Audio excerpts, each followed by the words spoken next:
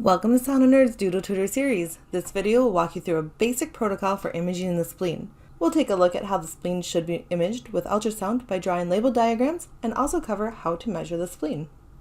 Ultrasound is a pretty useful tool when it comes to imaging the spleen.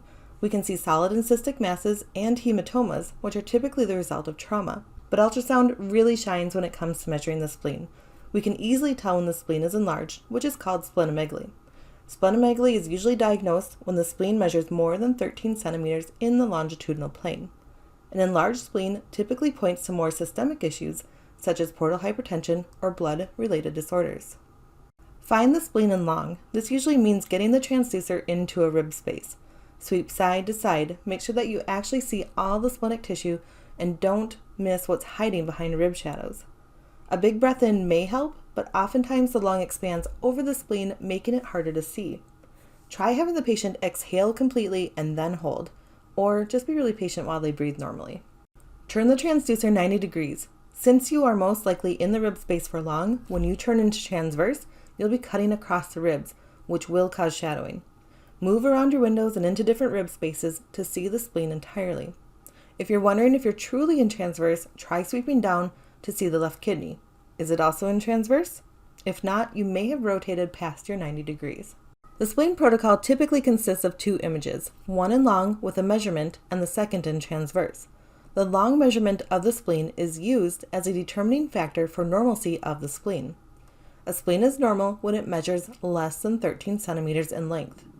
When a spleen is larger than 13 centimeters in length, the enlarged spleen is considered pathology, and it is appropriate to add measurements in the AP and width to calculate the total volume of the spleen. As always, your facility may require more images, and you'll want to familiarize yourself with site-specific protocols. If you're drawing along, make sure that you have your paper and pen now. If you want to print out pre-made sectors, check out the link in the description box. After each image is completed, the image will pause on a white background. This will be a good time to pause the video to complete your drawing before moving to the next image. Important features of an image are labeled in capital letters, while other things that might be visible are in lowercase. When you find the long spleen, make sure that you can see both the superior pole near the diaphragm and the inferior pole to get a good measurement. The spleen is often imaged from a coronal view, so the skin line is actually the left flank, and the deep part of the image is towards the patient's midline. The pleural space is also seen superior to the spleen and diaphragm. This is a common spot for fluid to form. Use the diaphragm to determine if the fluid is an effusion or ascites. To make sure that you are in long, slide a couple rib spaces down to check on the left kidney. You should have a long kidney in the same plane as your long spleen.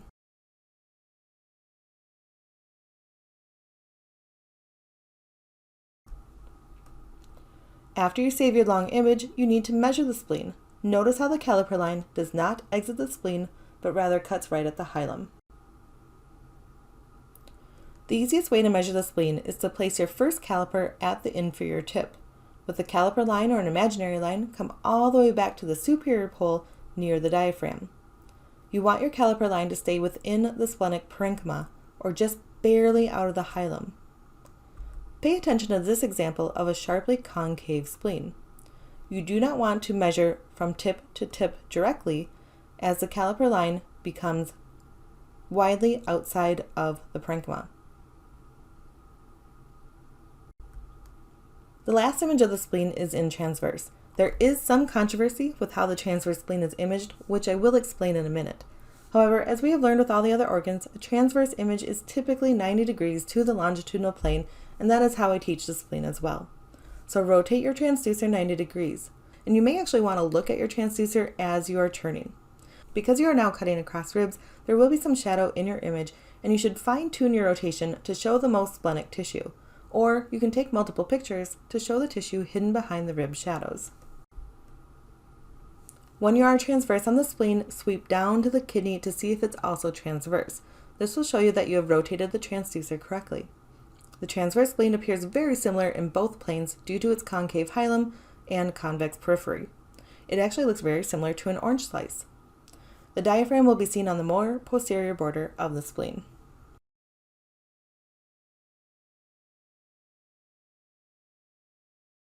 So what's the big controversy? As we've talked about before, long is with the rib space, showing the superior and inferior tip, and it's usually seen in the same plane as the long kidney.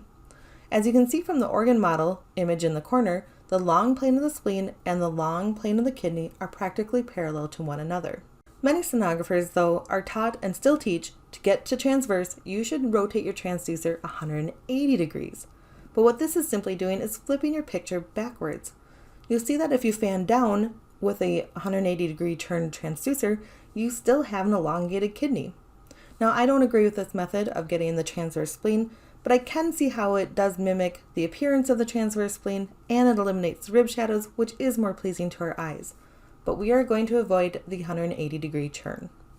Instead, as we do with all of our other organs, we're going to rotate 90 degrees. You may find yourself more at 100 or maybe an 80 degree rotation to fit more splenic tissue in the rib space, but ultimately you should see a transverse left kidney inferior to your transverse spleen. Look again at that organ model. As we can see, the transverse spleen plane is parallel again to the transverse kidney. Thank you so much for watching Sononerds Doodle Tutor series on the Spleen Protocol. Be sure to check back for more drawings and other educational content.